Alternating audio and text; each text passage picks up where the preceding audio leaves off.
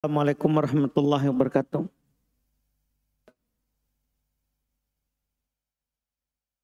Innal hamdalillah nahmaduhu wa nasta'inuhu wa nastaghfiruh wa na'udzu billahi min syururi anfusina wa min sayyiati a'malina.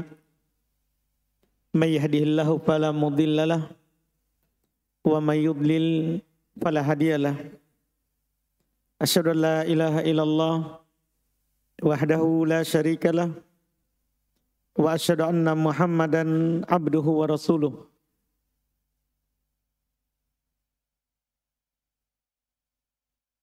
Sallallahu alaihi wa ala alihi wa ashabihi wa man tabi'ahum bi ihsan ila yaumiddin. Amma ba'd.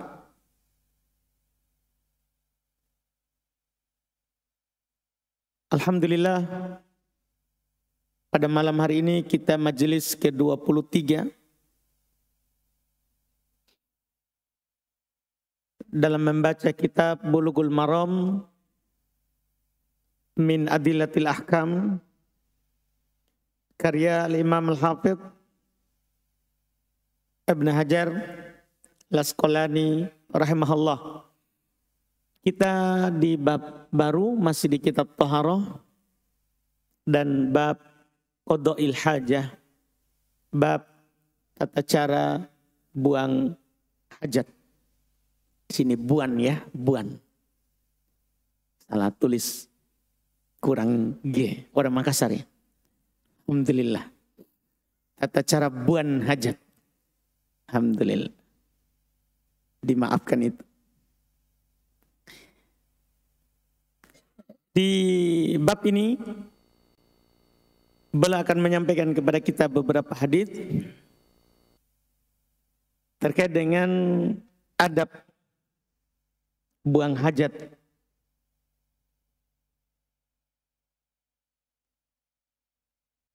Karena syariat kita lah, alhamdulillah, syariat yang sempurna. Buang hajat juga diurus dan diatur. Apalagi itu adalah ibadah. Terkait dengan masalah buang hajat ini, datang ahli kitab kepada Salman Al-Farisi yang dulunya juga tentunya ahli kitab.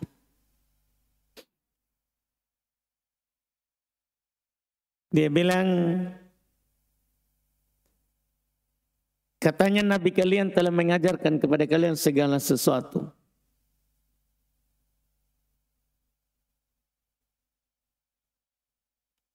Maka Salman menjawab, betul.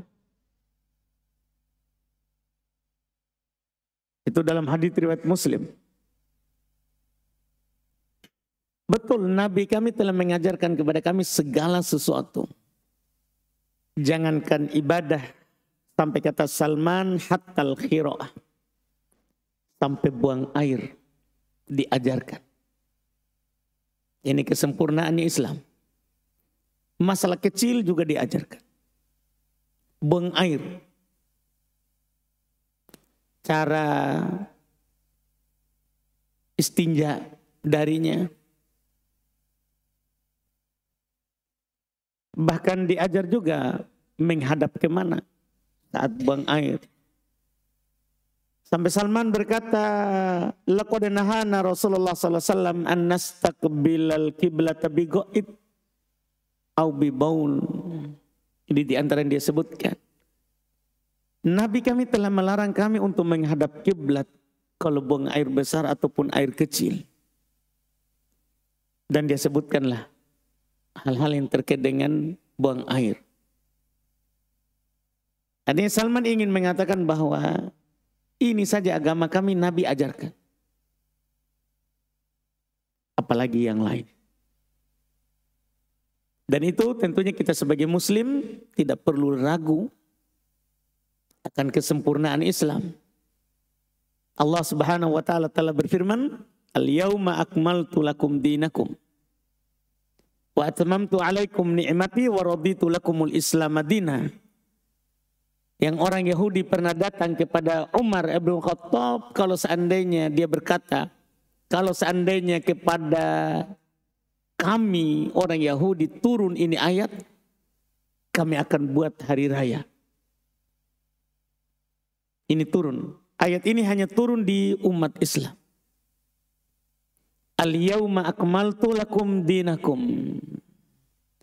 Pada hari ini kami telah sempurnakan untuk kalian agama kalian. Wa atmamtu alaikum ni'mati. Saya telah cukupkan atas kalian nikmatku. Wa raditu lakumul Islam madina, dan saya telah ridho Islam sebagai agama kalian. Ini ayat turun di hari Arafah. Saat wukuf di Arafah hari Jumat. Di haji terakhir Nabi. Pulang sakit meninggal. Karena ayat ini turun menunjukkan bahwa Nabi akan meninggalkan dunia ini. Karena agama telah sempurna. Karena agama telah sempurna. Jadi orang Yahudi datang kepada Umar bin Khattab mengatakan begitu. Kalau seandainya di kami turun, kami akan berhari raya di hari itu. Umar mengatakan, saya tahu itu ayat turun di mana, kapan kepada Rasulullah. Dia turun di hari Jumat saat wukuf di Arafah di Haji Wada. Iya, menunjukkan bahwa satu-satunya agama yang sempurna adalah Islam. Agama Nabi Muhammad sallallahu alaihi wasallam. Oleh karena itu Allah sudah tegaskan, "Wa may yabtaghi ghairal islami dinan fala yuqbala minhu."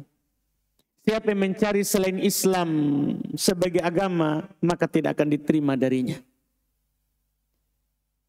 Maka di sini tentunya sangat aneh kalau kita mengikuti selain agama yang dibawa oleh Nabi kita, rugi kita. Rugi dunia, rugi akhirat. Makanya kata Allah di penutup ayat, wa huwa fil akhirati minal khasirin.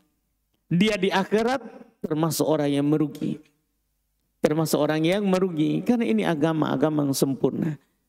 Coba kita lihat ini di pembahasan fikih. Kita bahas di bab pertama di kitab Thaharat, air. Air dibahas. Bukan hanya wudunya. Kan yang menjadi syarat sahnya sholat wudu. Tapi dibahas air. Dibahas tempat simpan air. Ini dibahas lagi buang hajat. Sempurna ini agama. Apa yang kita mau ada di dalamnya. Tidak perlu kita cari di agama yang lain. Makanya ada kejadian yang sangat berkesan tentunya terhadap sahabat Umar ibn Khattab radhiyallahu taala anhu di masa beliau belum memegang lembaran Taurat waktu di masa Nabi. Maka kata Nabi, amu tahawikun ya bin al-Khattab. Apa kalian masih ragu, wahai ibn al-Khattab, tentang ini agama? Agama Islam. Nabi bersumpah, lau kana aki Musa hayyan ma wasi'ahu illa iyattabi'ani. Seandainya saudara saya Musa hidup saat saya diutus, tidak ada kelapangan baginya kecuali untuk mengikutiku. Musa saja yang kalimur Rahman, Allah berbicara langsung kepadanya. Kalau hidup saat Nabi kita diutus, maka pasti ikut Nabi. Nabi itu Rasul, ulul azmi. Gimana lagi kita yang tentunya harus lebih semangat dan lebih patuh, taat kepada apa yang Nabi kita sampaikan. Musa saja kalau hidup tidak ada kelapangan baginya kecuali mengikuti Nabi Muhammad SAW. Kenapa? Sekali lagi karena ini agama sempurna. Itu hanya sedikit dalil. Saya ingin memberikan pendahuluan di bab ini kebetulan ada kejadian-kejadian itu. Bahwa ini masalah buang hajat dibahas bukan satu hadis. Kita akan membaca di sini banyak sekali hadis tentang buang hajat. Tentang buang hajat. Malah akan sebutkan insyaallah. Iya. Di bab ini 21 hadis. Di bab buang hajat. Di bab buang hajat. Iya. Menunjukkan ini agama Masya Allah. Iya. Semua yang kita butuh, laki-laki dan perempuan, ada di dalamnya. Dan ini bukan khusus untuk orang Arab. Ini untuk alam semesta. Kenapa saya bilang begitu? Karena sebagian orang, betul agama Islam sempurna semua ada, tapi sebagian syariatnya khusus untuk orang Arab. Khusus untuk orang Arab. Tidak. Agama Islam itu untuk alam semesta. Bukan untuk orang Arab saja. Nah, kita baca hadits yang pertama di bab ini. Hadits pertama nomor 86. Kata Al-Imam Al-Hafidh Ibn Hajar rahimahullah. An Anas ibn Malik radhiyallahu ta'ala anhu qala karena Rasulullah sallallahu alaihi wasallam idza dakhala al-khala wada'a khatamah akhrajahu al-arba'atu wa huwa ma'lul.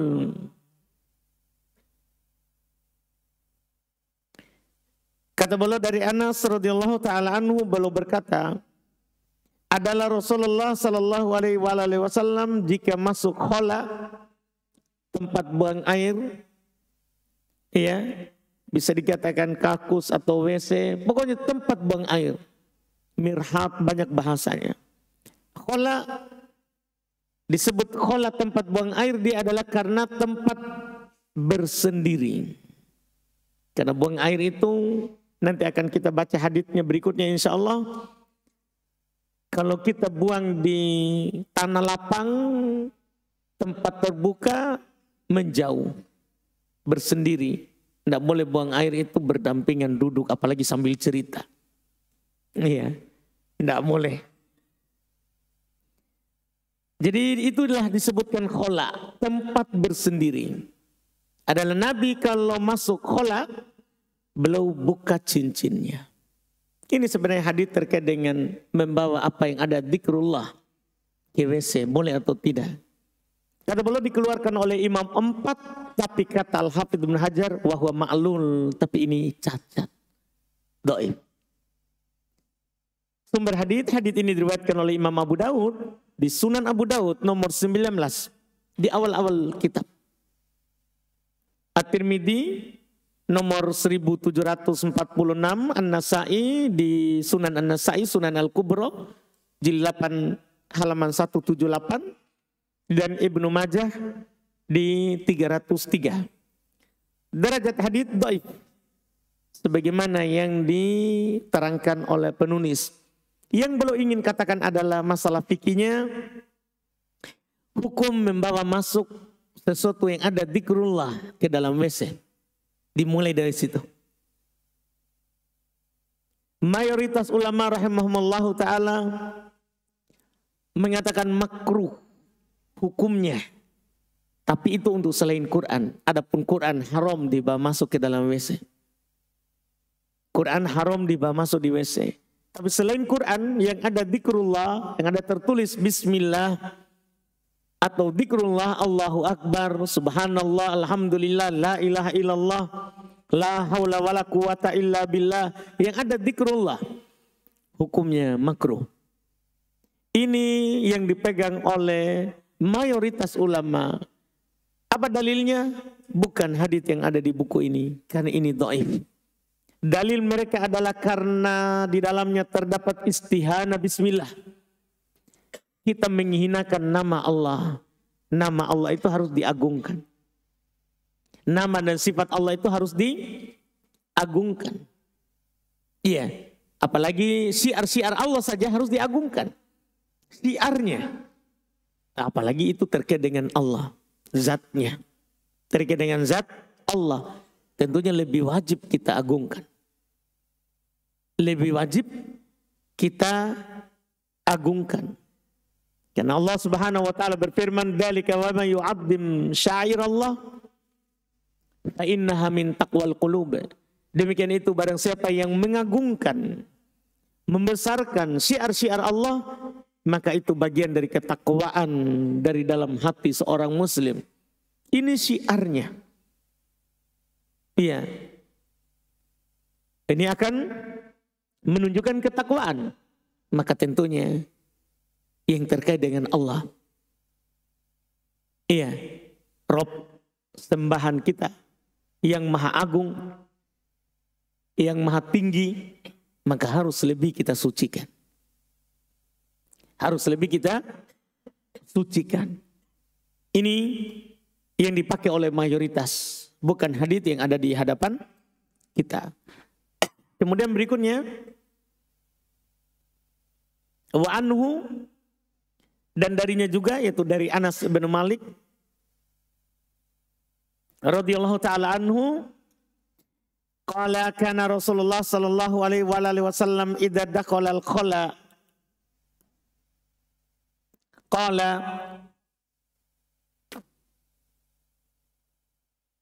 Allahumma inni a'udzu bika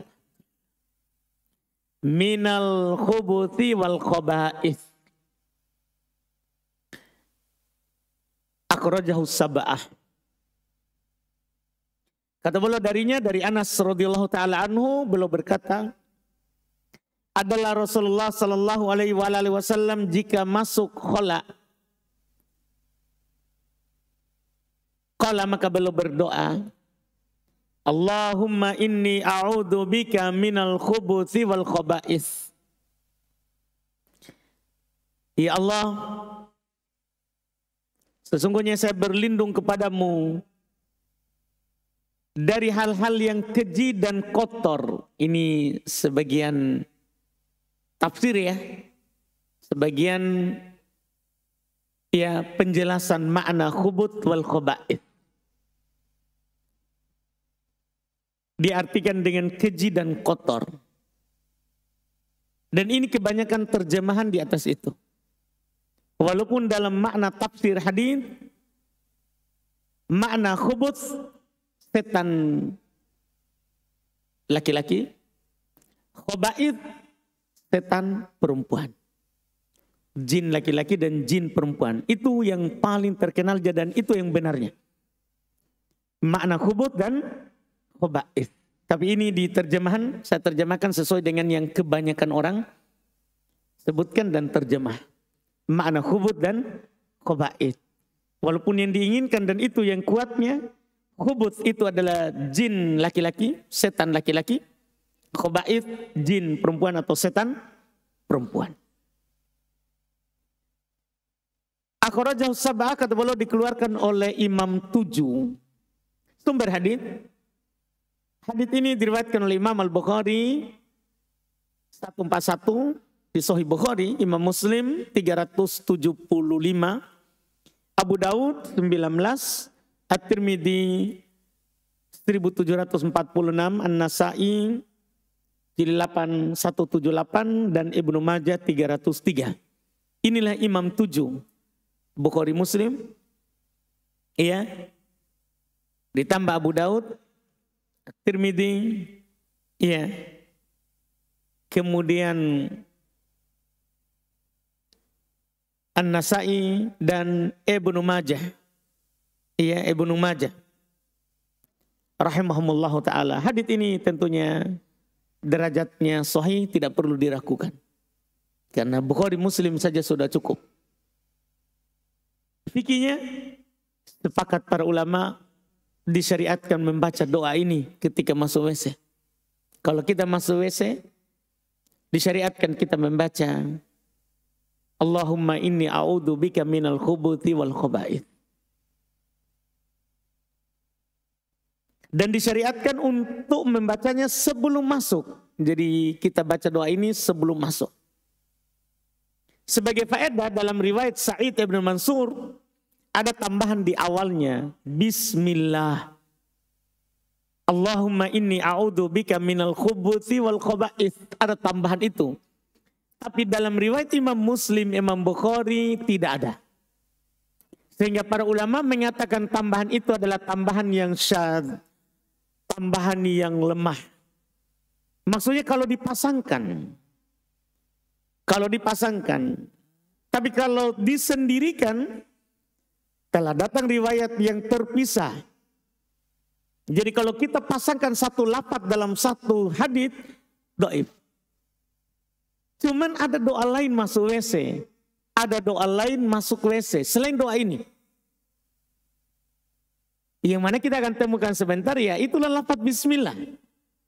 Ada dalam riwayat Imam At-Tirmidzi rahimahullah, disahihkan oleh Syekh Al-Albani rahimahullah, dari Ali ibn Abi Thalib, bukan dari Anas. Kalau dari Anas itu yang sahih. Itu yang sahih. Dan Anas berkata, karena Rasulullah, Nabi selalu baca. Jadi itu yang belum dengar dari Rasulullah, baca.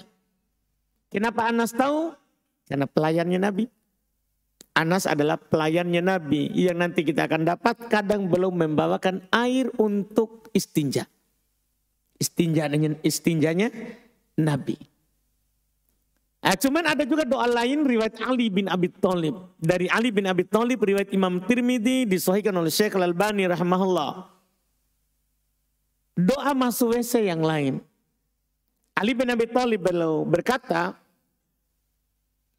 anna Rasulullah sallallahu alaihi wasallam qala, bahwasanya Rasulullah sallallahu alaihi wasallam bersabda, satru ma baina a'yunil jin wa aurati bani adama idza dakhala ahaduhumul khala ayyakul bismillah. Jadi lafadznya tersendiri. Doa lain. Kata beliau dari Ali bin Abi Thalib radhiyallahu taala anhu, beliau berkata, Rasulullah sallallahu alaihi wasallam bersabda, satr yang menjadi penghalang pandangan jin dan auratnya anak Adam ketika salah seorang memasuki toilet atau WC, maka ia membaca bismillah. Jadi kalau kita masuk tempat buang air dan kita baca bismillah, maka aurat kita tidak dilihat oleh jin. Kan WC tempat tinggalnya jin. Kalau kita baca bismillah, tidak dilihat aurat kita. Iya. Sehingga kalau kita masuk ke tempat mandi, kita buka pakaian, tidak bermasalah. Kita sudah melindungi dari pandangan manusia dengan adanya tembok, tirai, kemudian untuk pandangan jin dengan membaca bismillah. Inilah dua doa masuk WC. Boleh dipilih salah satu. Boleh Allahumma inni a'udzubika minal khubuthi wal khaba'ith, yang mana intinya juga adalah berlindung dari jin. Kemudian bismillah juga berlindung dari jin. Dan boleh juga disatukan, tapi bukan berasal dari satu lafaz. Boleh kita bismillah, Allahumma inni a'udzubika minal khubuthi wal khaba'ith, dan boleh kita balik. Kalau kita satukan dalam satu riwayat tadi yang dhaif tadi, bismillah dulu baru Allahumma inni a'udzubika minal khubuthi wal khaba'ith. Tapi karena riwayatnya dhaif, yang benarnya adalah riwayatnya berbeda, satu dari Anas, satu dari Ali bin Abi Thalib, maka boleh dibalik-balik. Boleh kita baca Allahumma inni a'udzubika minal khubuthi wal khaba'ith baru bismillah. Tidak apa-apa juga kita bilang bismillah Allahumma inni a'udzubika minal khubuthi wal khaba'ith. Boleh juga cukupkan salah satunya. Boleh kita hanya baca Allahumma inni a'udzubika minal khubuthi wal khaba'ith. Boleh juga hanya baca bismillah. Karena ini riwayat yang boleh dipilih. Tidak harus disatukan. Ini riwayat yang boleh dipilih, tidak harus disatukan.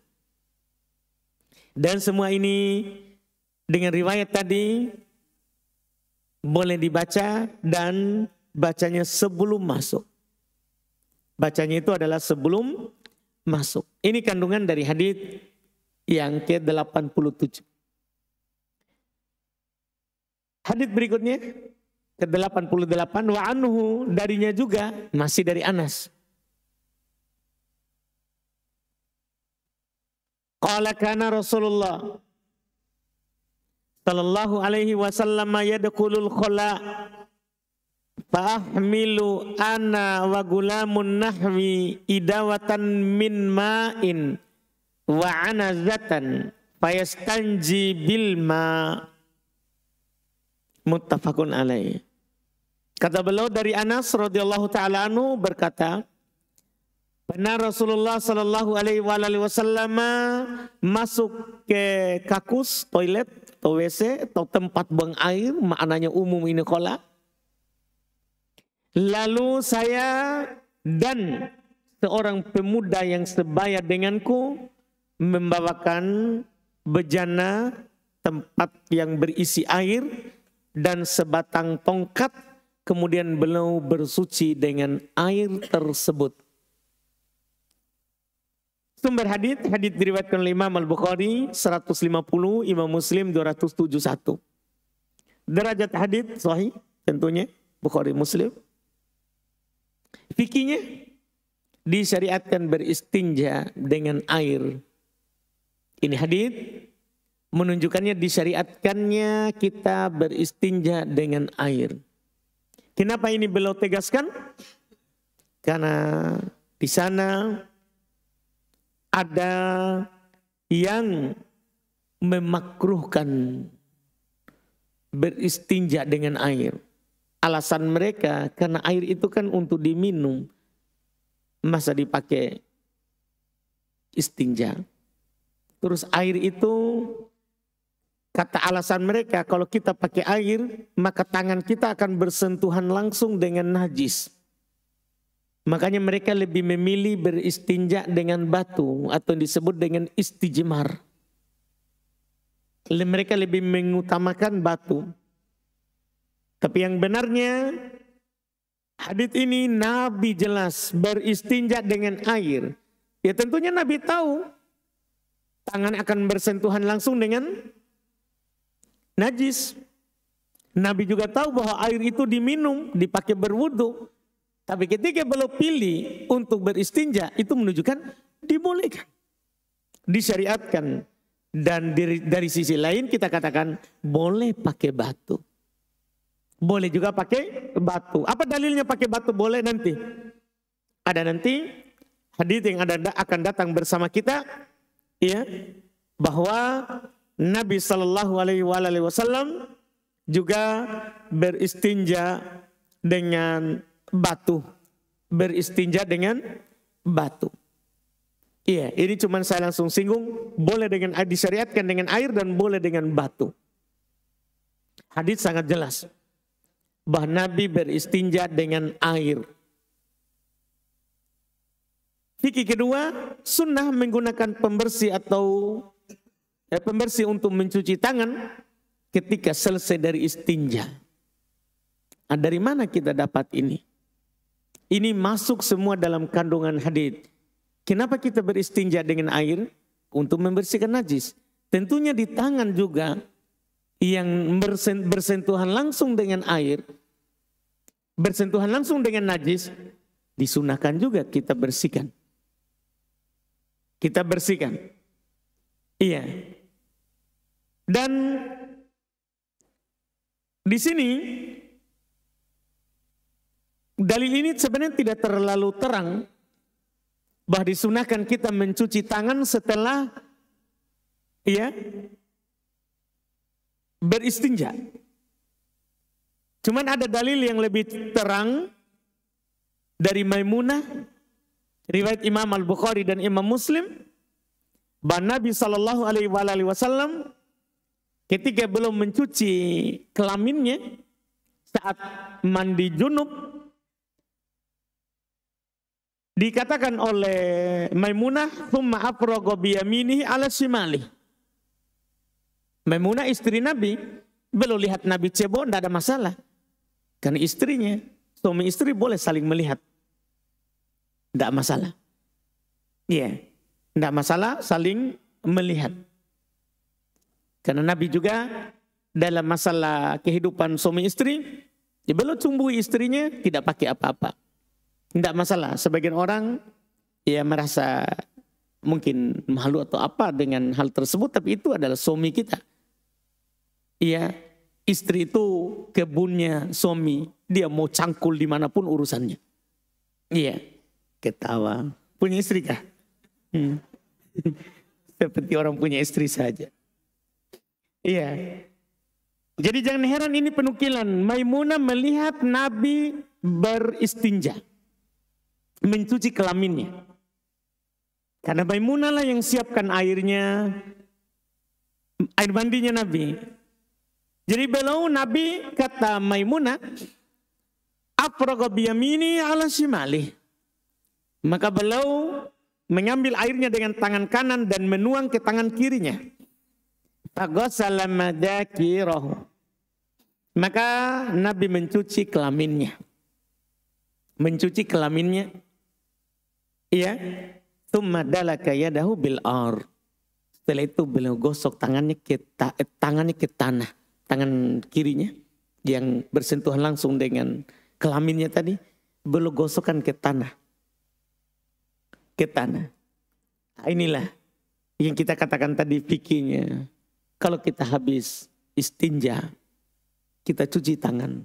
Bahkan fikih dalam madhab 4, cuci pakai sunnah pakai zat lain. Kita sekarang ya sabun. Karena Nabi gosok di tanah, karena tanah itu menghilangkan najis. Tanah itu menghilangkan najis, menghilangkan bau, itu tanah. Maka boleh kita pakai sunnah dalam fikih madhab 4, sunnah kita pakai zat yang membersihkan tangan kita. Sekarang ya sabun, sunnah. Menyiapkan sabun di tempat buang air, itu sunnah untuk melakukan sunnah itu. Untuk melakukan sunnah, membersihkan itu. Ini yang disebutkan dalam fikih hadits ini. Kemudian hadits berikutnya, hadits 89. Kata beliau rahimahullah, Anil Mughirah bin Syu'bah radhiyallahu anhu qala lin nabiyyu sallallahu alaihi wasallam khudil idawata fantolako hatta tawaru anni faqadha hajatah. Masya Allah. Muttafaqun alaih. Kata beliau dari Mughirah bin Syu'bah radhiyallahu taala anhu, ini beliau termasuk yang sahabat yang sering melayani Nabi dalam buang air, dalam berwudu.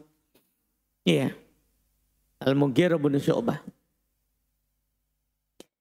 Kata beliau dari Al-Mughirah bin Syu'bah radhiyallahu ta'ala anhu. Qala beliau berkata, qala lin Nabi. Nabi sallallahu alaihi wasallam berkata kepadaku, khudil idawah, ambillah bejana itu, tempat air. Fantolako, maka beliau Nabi pergi hatta tawaru anni, sampai saya tidak melihatnya. Faqadha hajatah, maka beliau pun buang air besar. Ya, hajat di sini air besar. Muttafaqun alaihi, riwayat Imam Al-Bukhari dan Imam Muslim. Sumber hadis riwayat Imam Bukhari di Sahih Bukhari 364, Imam Muslim 274. Derajat hadis sahih. Fikihnya satu saja. Dengan yang kita tutup pembahasan kita malam hari ini, disunahkan menjauh ketika buang hajat di tanah lapang, di luar bangunan.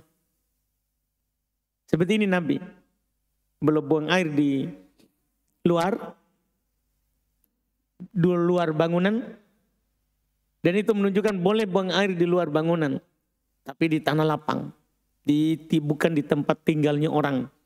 Dan nanti ada hal-hal yang harus dihindari. Akan datang bersama kita. Tidak boleh di lubang. Karena jangan sampai tanah lapang lubang kita buang air muncul kepala ular. Itu bahaya. Nanti akan ada itu fikihnya. Yang jelas fikih sekarang adalah disunahkan menjauh ketika buang hajat. Buang air di tanah lapang. Buang air di tanah lapang. Ada hadits yang lebih jelas daripada ini, cuman di luar Bukhari Muslim. Kalau ini kan Bukhari Muslim. Nabi menjauh. Di luar Bukhari Muslim dari Mughirah juga. Beliau berkata, karena idza dhahabal madhab ab'ad. Adalah Nabi SAW kalau pergi ke tempat buang air, maka ab'ad, belum menjauh. Belum menjauh. Inilah sunnah lain dalam buang air. Kita menjauh. Tidak boleh dilihat oleh orang. Makanya disebutkan tempat buang air itu adalah sebagai, buang air besar itu sebagai goib. Orang buang air besar itu disebut dengan goib. Karena kalau dia buang air besar biasanya dimakan munkhafid. Di tempat yang rendah. Jadi sudah menjauh tapi yang rendah. Jangan buang air di tempat yang tinggi. Nanti kita duduk orang lihat. Tengok ke atas. Iya. Jadi sunnahnya itu di menjauh terus tempatnya yang rendah. Pilih tempat-tempat yang rendah. Ini nanti akan datang sebagian haditsnya. Yang penting untuk sekarang ini adalah kalau kita buang air di tanah lapang, sunnah kita menjauh. Sunnah kita menjauh. Ini yang disebutkan di fikih hadits ini. Setelahnya nanti lagi kita lanjut ini hadits berikutnya insyaallah. Karena langsung beberapa riwayat 90 sampai 93. Kita ambil di pertemuan kita pekan depan insyaallah ta'ala. Kita baca pertanyaan sambil menunggu waktu adzan.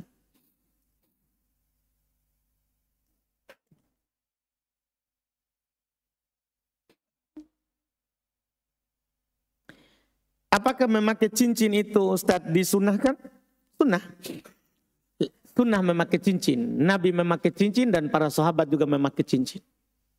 Iya, Nabi memakai cincin dan para sahabat memakai cincin. Cuman laki-laki tidak boleh emas. Laki-laki tidak boleh pakai cincin emas. Boleh pakai cincin perak. Boleh memakai cincin perak.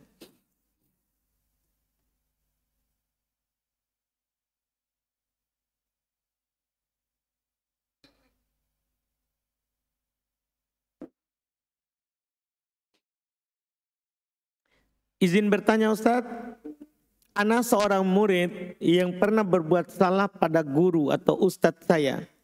Dengan sebab kesalahan saya, pembelajaran pun berhenti sampai sekarang. Apa yang harus saya lakukan Ustadz? Kita mohon maaf kepada guru itu tentunya. Kemudian kepada teman-teman yang gara-gara kita pelajaran itu diberhentikan. Iya, diberhentikan. Dan kita sambil meminta syafaat supaya guru itu kembali mengajar. Untuk membalas apa yang kita lakukan itu. Iya. Bukan hal yang baru. Iya, bukan hal yang baru. Para ulama dulu juga begitu. Ada muridnya yang bermasalah, mereka berhenti mengajar. Seperti imam besar dari ulama hadits Abdul Razzaq San'ani rahimahullahu ta'ala. Beliau pernah tidak mengajar muridnya. Bahkan beliau bersumpah untuk tidak mengajar. Karena muridnya tidak patuh terhadap syarat dan ketentuan beliau dalam mengajar. Dalam belajar dan mengajar. Maka beliau berhenti. Dan murid-muridnya berusaha mencari syafaat supaya gurunya itu kembali lagi mengajar. Mereka mencari orang-orang yang bisa membujuk imam supaya kembali mengajar. Supaya kembali mengajar. Sampai pada akhirnya ada seorang muridnya yang cerdas karena dia sudah bawa semuanya. Orang terpandang, orang ini semuanya yang dekat dengan imam. Supaya meminta syafaat supaya ngajar lagi. tapi tidak ada yang diterima. Sampai ada muridnya yang cerdas, dia pergi ke istrinya Imam Abdul Razak supaya belum mau mengajar.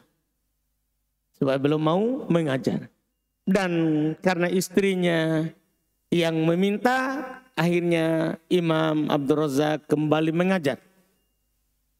Sampai murid-muridnya heran, ya Imam, kami telah berusaha mencari orang yang meminta syafaat kepadamu supaya kamu mengajar. Kenapa saat si fulan minta kepada kamu untuk mengajar dan kamu mau? Di sini ada kejadian lucu. Iya. Maka beliau berkata, kalian datang minta syafaat supaya saya datang mengajar lagi. Yang datang kepada saya pakai baju semua, laki-laki. Datang pakai baju. Ini dia suruh minta syafaat, pakai orang yang tidak pakai baju datang ke saya. Ya istrinya wajar tidak pakai baju. Gimana caranya ya? Ngajar atau tidak dapat jatah kan begitu? Iya. Akhirnya belum ngajar. Itulah kekuatannya perempuan. Kekuatannya istri. Tangannya tidak kuat memukul tapi bahaya. Iya, itu kejadian lucunya. Saya ingatkan ada lucunya. Alhamdulillah. Dan guru saya juga ingat, dia cerita. Jadi yang cerita itu guru saya ceritakan itu ke saya. Dia juga ingat karena itu. Alhamdulillah. Kemudian pertanyaan berikutnya, kita adzan dulu.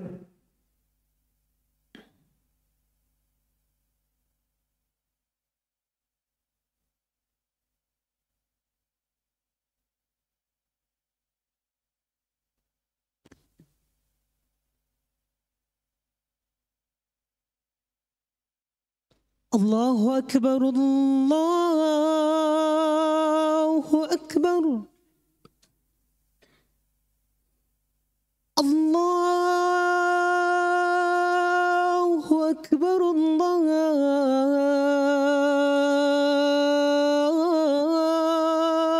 Allahu Akbar.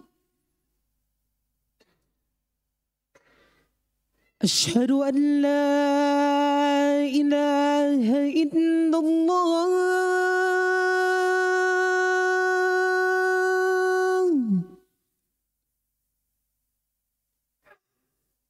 Asyhadu an la ilaha illallah.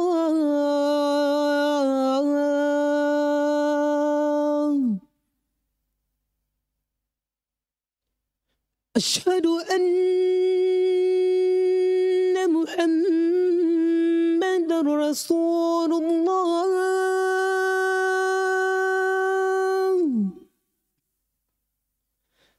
أشهد أن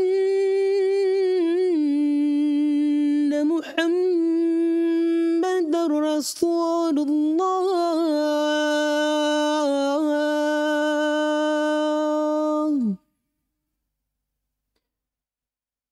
حي على الصلاة.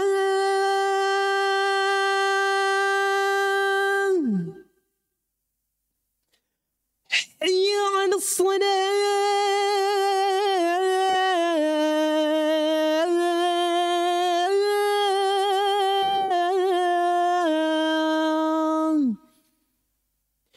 حي على الفلاح.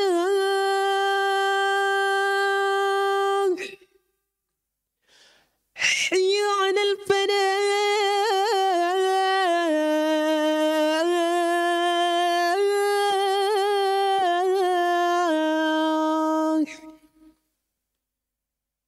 الله أكبر، الله أكبر. لا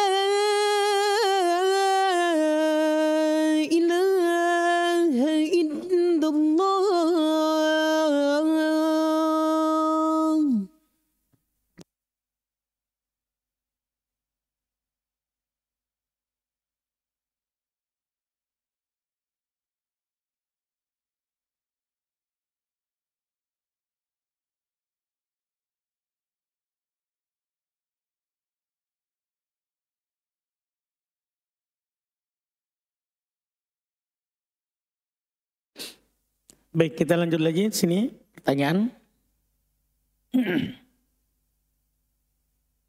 Afwan Ustaz, apa hukumnya mendengarkan murotal Al-Quran supaya tidur bisa nyenyak? Boleh, tapi tidak dapat pahala. Iya, Quran itu diputar untuk didengar, ditadaburi, bukan dijadikan dongeng tidur. Bukan dijadikan dongeng untuk tidur. Iya, kita baca Quran untuk mentadaburinya. Bagaimana jika kita membawa HP ke dalam WC, sementara di dalam HP tersebut terdapat aplikasi Al-Quran? Tidak masalah itu, karena itu bukan Quran. Yang kita bawa itu kalau ditanya kamu bawa apa? Maka kita akan menjawab apa? HP, bukan Quran. Tapi kalau kita bilang kamu bawa apa? HP Quran. Ya tidak boleh kamu bawa. Tidak boleh kamu membawanya. Jadi kalau yang dibawa HP maka tidak ada masuk dalam larangan itu.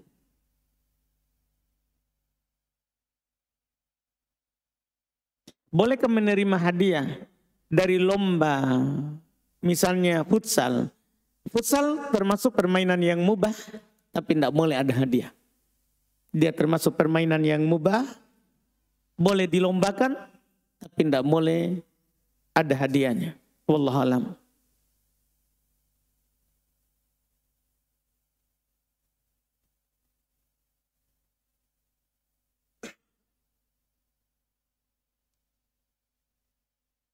Apa hukum kantin kejujuran?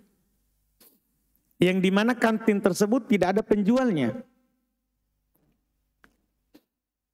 Dan pembeli meletakkan uang di tempat yang disediakan. Dan mengambil uang kembalinya sendiri. Iya, kalau jelas harganya berapa? Tidak apa-apa, tidak ada masalah. Iya, yang tidak boleh itu silakan diambil, harga terserah kamu. Tidak boleh. Iya, tidak dibolehkan, wallahualam.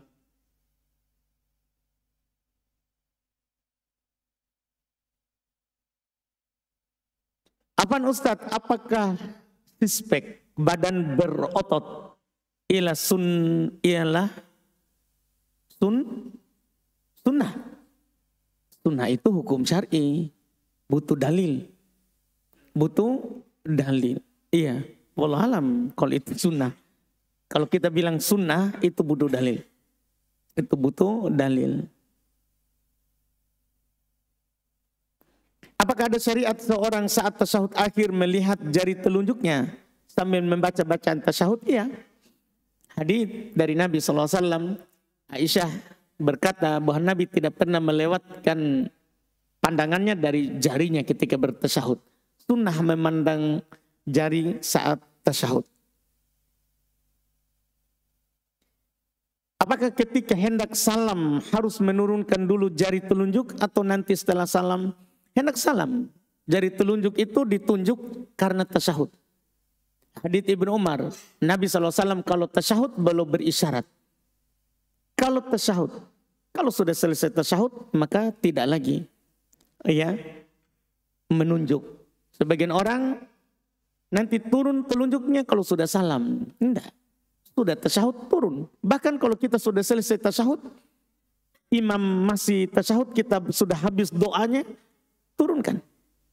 Karena ini isyarat saat tasyahud, bukan saat salam. Bukan saat salam.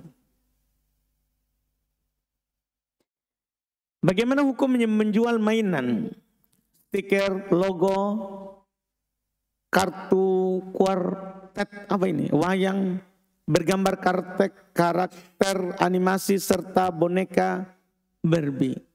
Kalau untuk anak-anak, iya, ya dimaafkan, anak-anak belum kena hukum taklifi. Belum kena hukum syariat. Kalau anak-anak, tapi untuk orang besar, tidak boleh. Tidak boleh anak orang besar yang sudah kena hukum taklifi, walaupun itu gambar animasi. Walaupun ada juga yang memaafkan kalau animasi, karena itu tidak ada orang hidup seperti itu. Tidak ada orang hidup seperti itu. Wallahualam.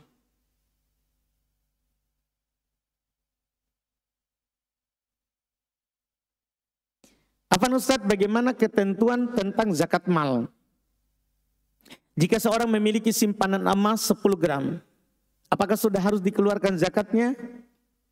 Karena kalau diuangkan nilai 10 gram emas sudah mencapai nisab dari 595 gram perak, tetapi belum mencapai nisab emas, yaitu 85 gram. Alhamdulillah kita sudah tahu.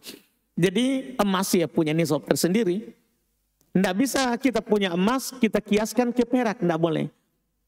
Rupiah itu yang seperti itu. Kalau emas sudah ada ketentuan nisabnya, 85 gram. Perak sudah ada ketentuan nisabnya, 595 gram. Tidak boleh ketika emas kita belum cukup terus kita hitung ke perak. Tidak boleh begitu. Kan ini sudah disebutkan angkanya oleh Nabi Sallallahu alaihi wasallam. Adapun uang rupiah ini baru. Para ulama berselisih pendapat di bawah daripada nilai emas. Sekarang misalnya emas 1 juta 1 gram. Berarti 85 gram artinya 85 juta baru kita punya nisab rupiah. Artinya kalau kita punya 100 juta atau 90 juta, sepakat itu ada zakatnya. Mau dikiaskan ke emas ataupun ke perak.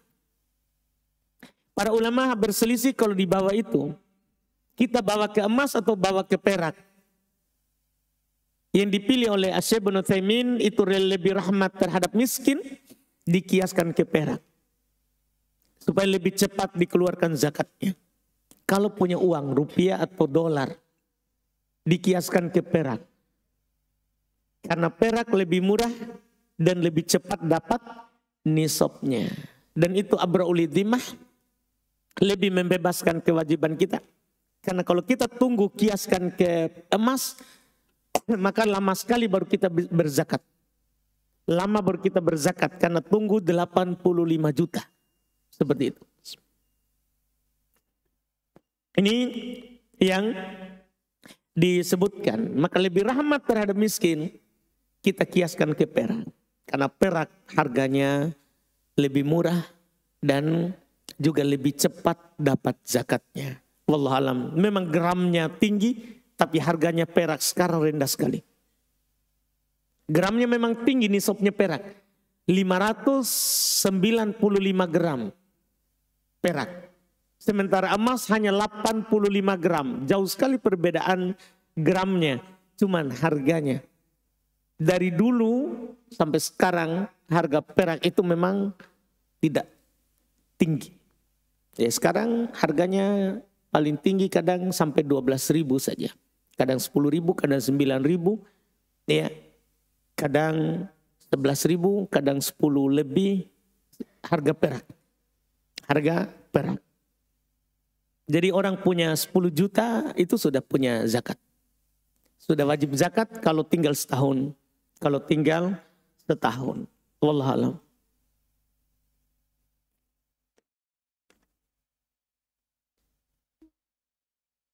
Saya baru hijrah. Saya ingin taubat dari riba. Tapi saya tidak sanggup lunasi semuanya. Semua aset terancam disita. Tapi saya masih berusaha. Bank tolak, saya bayar pokoknya saja. Ustaz, jika qadarullah nanti akan disita, apakah saya yang sudah insya Allah bercadar ini tidak akan mencoreng kemuliaan cadar karena disitanya aset-aset untuk bebas dari riba? Pertama, Allah Subhanahu wa taala telah terangkan di Quran. Jadi keadaan kita sekarang adalah sepertilah keadaan para sahabat dulu. Karena juga masalah riba ini bukan masalah sekarang. Masalah riba itu bukan hanya masalah sekarang. Tapi riba ini sudah ada di masa jahiliyah sebelum Islam. Sebelum Islam. Maka tentunya di tengah sahabat sudah ada terjadi yang namanya juga riba. Makanya ketika turun ayat terkait dengan pengharaman riba. Itu surah Al-Baqarah 275. Alladzina ya'kuluna riba la yakumuna illa kama yakumul ladzi yataqabbathu syaitan minal mas. Orang yang memakan riba tidak akan dibangkitkan nanti di hari kiamat kecuali seperti bangkitnya orang kerasukan setan. Dzalika bi annahum qalu, demikian itu karena mereka berkata innamal bai'u mithlu riba, jual beli itu ya sama dengan riba. Riba itu ya jual beli. Dia samakan. Wa ahallallahu al-bai', ini yang turun. Wa ahallallahu al-bai'a wa harrama riba. Allah halalkan jual beli dan mengharamkan yang namanya riba. Ketika turun ini ayat, para sahabat goncang. Gimana ini harta-harta kita sebelumnya yang ada ribanya? Semua orang tobat dari riba pasti seperti kita. Biar di tengah sahabat. Jadi mereka membicarakan itu, mereka takut gimana ini, apakah harta kita harus bakar, harus buang, harus apa? Iya. Sebagian orang kalau tidak tahu sebab turun ayat sebentar ini, kadang kalau dia baru bertobat langsung dia buang semua dulu hartanya. Biar celana aja dia pakai beli harta riba langsung dia buang. Katanya dari riba. Nah, ini terjadi di masa sahabat juga seperti kita. Ketika turun ayat tadi riba haram, jual beli yang halal, mereka juga gelisah. Gimana harta-harta kita sebelumnya yang kita dapat dari situ. Maka turunlah ayat setelahnya. Faman ja'ahu mau'izatum min rabbih fantaha falahu ma salaf wa amruhu ilallah. Siapa yang datang mau'izah, nasihat yang mendalam dari Rabbnya, nasihat yang membuat dia berubah hukum riba, datang kepadanya nasihat yang mendalam dari Rabbnya, fantaha, kemudian dia berhenti, falahu ma salaf, maka untuknya lah apa yang telah lewat. Tidak perlu dia buang, itu punya ya, dia pakai. Wa amruhu ilallah, dan perkaranya kembali ke Allah. Karena ini haknya Allah yang dilanggar. Haknya Allah yang dilanggar. Yang penting kita tidak mengulanginya. Yang aib kita sudah bercadar masih mengulangi riba. Itu yang aib. Adapun yang kita lakukan dulu, kita dimaafkan. Itu punya kita, itu halal. Kalau barang kita disita karena yang kita lakukan sebelum kita kenal kebaikan, tidak ada masalah, tidak perlu malu. Allah saja maafkan. Allah saja maafkan. Yang masalah adalah kalau kita kembali, sudah tahu, sudah dapat hidayah, masih bermain-main dengan riba. Ini yang masalah. Kata Allah di penutup ayat, waman ada faulaika ashabun nar hum fiha khalidun. Siapa yang kembali melakukannya lagi, transaksi ulang lagi. Kalau transaksinya dulu dimaafkan. Sekarang kembali lagi ulang. Saat dia sudah tahu faulaika ashabun nar, maka mereka itu penghuni neraka. Hum fiha khalidun, mereka kekal di dalamnya. Kekal bisa dua. Bisa saja kekal karena dia kafir, menghalalkan riba. Karena sudah tahu terus dia bermain-main. Bisa saja ada penghalalan. Ini kafir. Kekal di dalamnya neraka selama-lamanya. Bisa juga kekal dalam artian tulmuk, lama di dalam neraka. Karena sudah tahu dia lakukan lagi karena syahwat. Syahwat. Mau ini, mau itu, ndak enak sama ini, ndak enak sama itu. Di sana beli mobil, masa kamu tidak punya? Iya, riba sedikit. Iya, itu gara-gara syahwat namanya. Gara-gara syahwat, maka dikatakan juga kekal dalam neraka, maksudnya lama tinggal di neraka. Naudzubillah. Jadi kita yang sudah sekarang bersadar dan bercadar, kita tahu itu salah. Yang telah lewat tidak mencoreng cadar kita. Tidak mencoreng cadar kita. Iya. bertakwalah saja kepada Allah semampunya. Iya, apa yang kita mampu selamatkan, selamatkan. Apa yang tidak mampu, tidak ada masalah. Bukan aib. Iya, seorang memperbaiki apa yang telah lewat. Memperbaiki apa yang telah lewat. Dan bagi kita juga yang tahu, kita doakan saudara kita. Tidak boleh kita menggosipinya. Bahwa itu si fulan kasihannya bercadar tapi harta riba. Dari mana kamu tahu itu? Disita. Seharusnya berikan dukungan kepada saudarinya. Alhamdulillah dia sudah bertobat. Masya Allah, itu adalah kebaikan dan keutamaan dari Allah Subhanahu wa taala. Wallahu alam. Ustadz, saya terlilit hutang. Saya baru saja hijrah dan paham hukum safar tanpa mahram. Terlilit utang, saya kira tanya utang. Baik. Kita lihat dulu setelahnya. Saya punya bisnis di Papua. Ini mungkin masalahnya. Bisnis itu sumber pemasukan, tapi setelah saya tahu safar tanpa mahram, saya jadi berat melangkah. Apa yang harus saya lakukan? Karena harus bayar utang dan harus handle bisnis tapi bersafar. Kalau kita bisa membiayai mahram kita sampai utang kita lunas, alhamdulillah. Iya, itu kebaikan. Cuman nggak tahu lah, siapa tahu nanti kita bilang lagi saya tidak punya mahram, ya mau apa? Iya, itu masalah berikutnya lagi. Iya, kita cuman berdoa semoga segera dapat mahram kalau belum punya. Iya, jadi enggak apa-apa kita mahram kita ke sana untuk melakukan itu supaya bisa bayar utangnya. Iya. Kalau misalnya bisa dijual itu bisnisnya ke orang di sana, kita ke sana dulu, ya, untuk menjualnya dan membayar utang, lebih bagus lagi. Alhamdulillah supaya segera selesai. Dan tidak apa-apa kita pergi tanpa mahram untuk itu. Karena itu ada doror namanya. Ada kebutuhan. Walaupun tetap kita katakan kita harus berusaha dulu semampunya.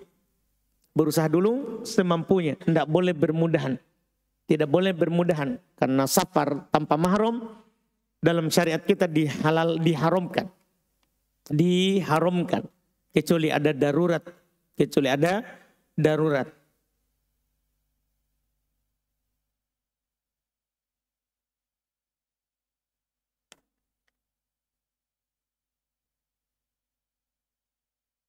Kakek saya alhamdulillah sekarang sudah berumur 90 tahun lebih.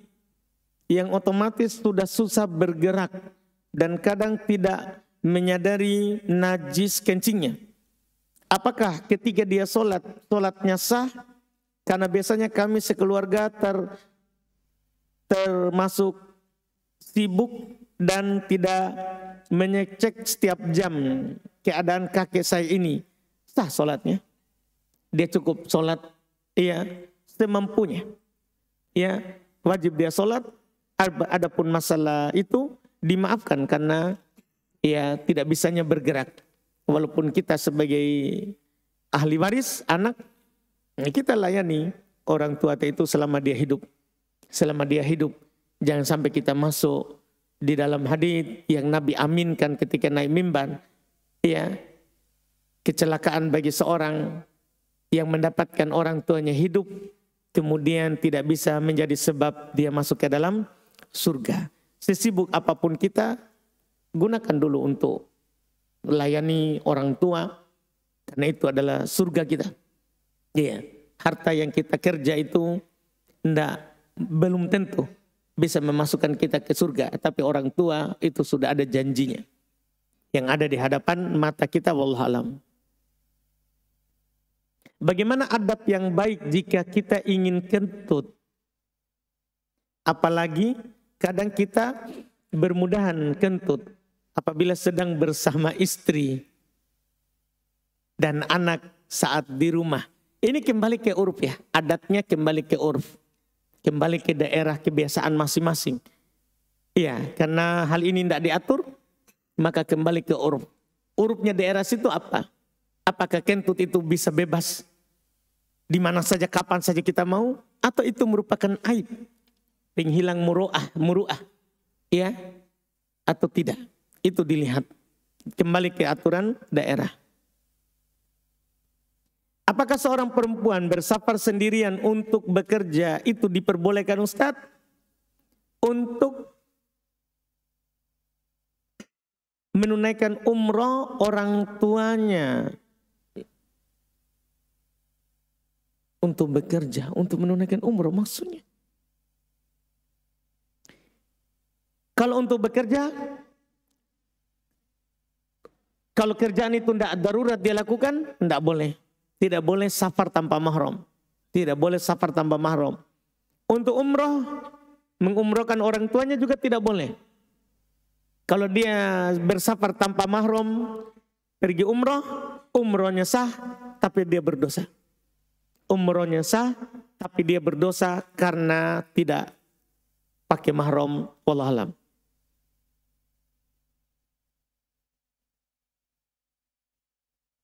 Ustadz, apakah tidak mengapa saat suami BAB dalam toilet, saya juga ada di dalam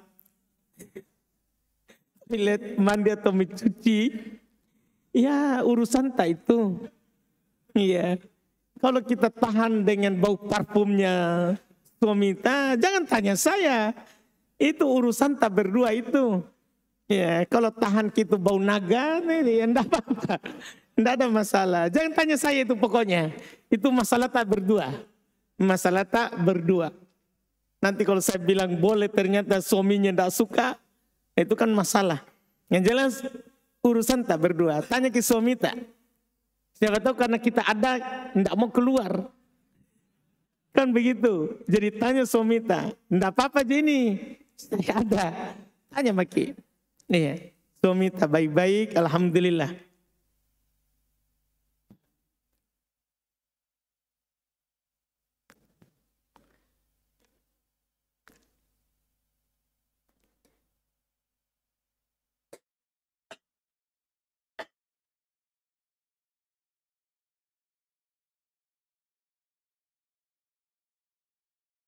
Masya Allah, tulisan lumayan.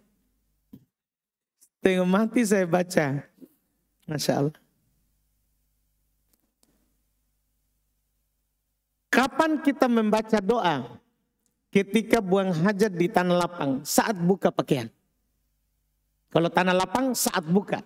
Jadi saat kita buka, bismillah. Itu di tanah lapang. Iya, saat angkat pakaiannya. Itu baca doanya. Saya merasa was-was ketika saya sudah berwudu. Merasakan bahwa saya sudah kentut. Apa Ustadz? Mohon penjelasannya. Ini tidak boleh. Tidak boleh dituruti was-was itu. Itu adalah setan kalau hanya was-was. Karena setan itu dalam hadits Nabi SAW datang kepada kita meniup dubur. Meniup itu lubang pantat, mohon maaf. Itu setan, kerjaannya dia itu. Dia tiup-tiup supaya seakan-akan kita telah kentut, padahal belum. Seakan-akan kita berhayal, kata di hadits Nabi. Ditanyakan kepada Nabi, ada seorang lelaki, dihayalkan dia kentut. Apakah dia keluar dari sholat? Maka kata Nabi, la yansharif hatta yajida rihan aw yasma'a sautan. Jangan dia keluar dari sholatnya, jangan dia anggap wudunya batal sampai dia mencium bau atau mendengar bunyi. Artinya sampai yakin betul-betul ada yang keluar. Kalau hanya sekedar was-was, enggak, asalnya tidak batal. Asalnya tidak batal.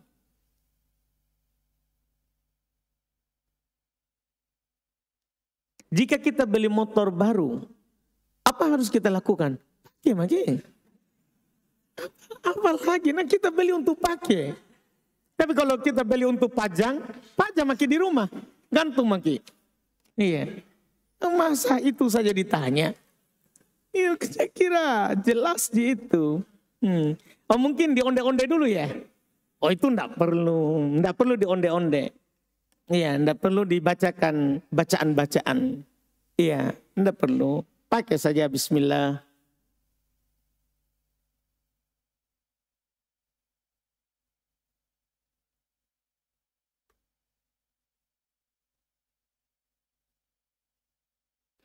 Ustadz, ibu saya sering safar tanpa mahram. Saya dan bapak saya tidak bisa menemaninya safar karena memiliki kesibukan masing-masing. Bagaimana solusinya Ustadz? Sesibuk apapun temani. Harapkan pahala dari Allah. Iya, karena kewajiban bapak kita untuk menemaninya.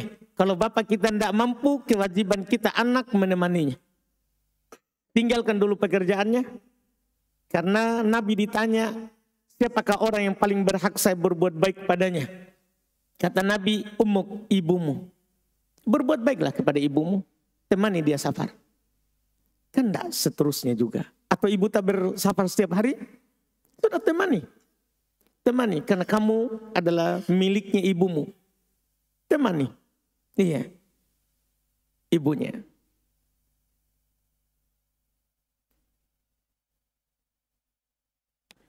Seberapa lagi? Sedikit lagi ya.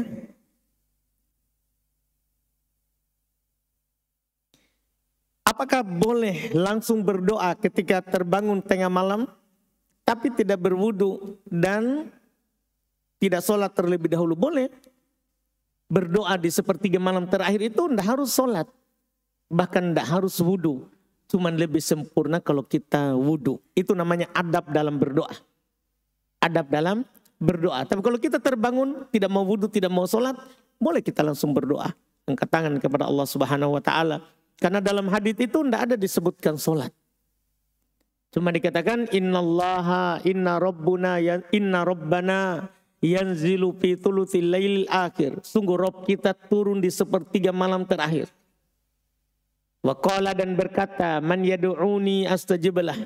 Siapa yang berdoa kepadaku, saya akan mengabulkan. Kan langsung berdoa. Berdoa. Tidak ada disebutkan sholat dulu. Wallahualam. Satu lagi.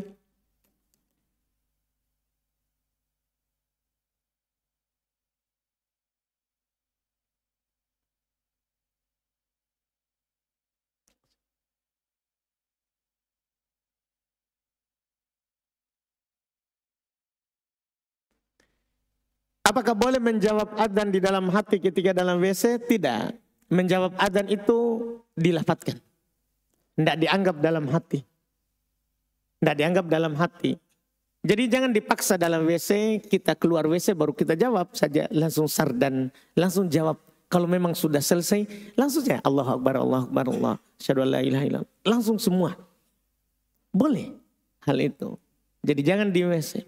Jangan di WC. Saat keluar kita langsung jawab. Kita langsung jawab. Alhamdulillah kita cukupkan. Mohon maaf masih ada pertanyaan belum bisa dijawab. Kita insya Allah mudah-mudahan akan bisa jawab di pertemuan-pertemuan akan datang. Subhanakallahumma hamdik. Asyhadu an la ilaha illa anta astaghfiruka wa atubu ilaik. Assalamualaikum warahmatullahi wabarakatuh.